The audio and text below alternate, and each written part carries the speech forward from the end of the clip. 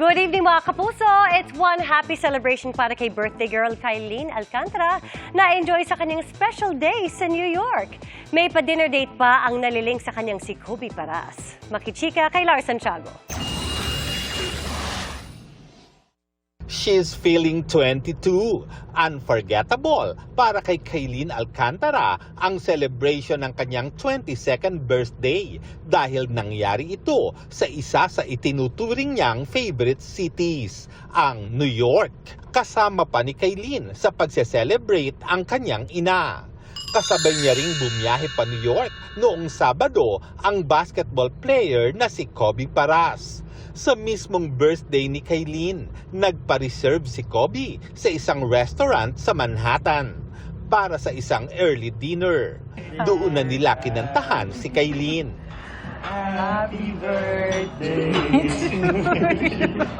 Pagkatapos ng dinner, dumiretso sila sa Broadway at pinanood ang musical na Wicked.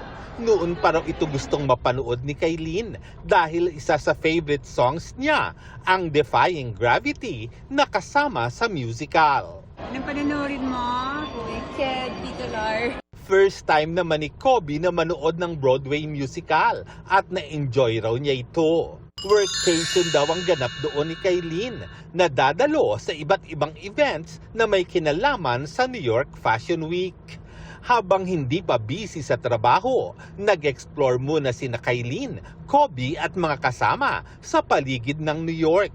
We have shares. In time naman daw sa pagkapalabas ng GMA Afternoon Prime Series niyang Shining Inheritance, ang balik niya sa Pilipinas sa September 9.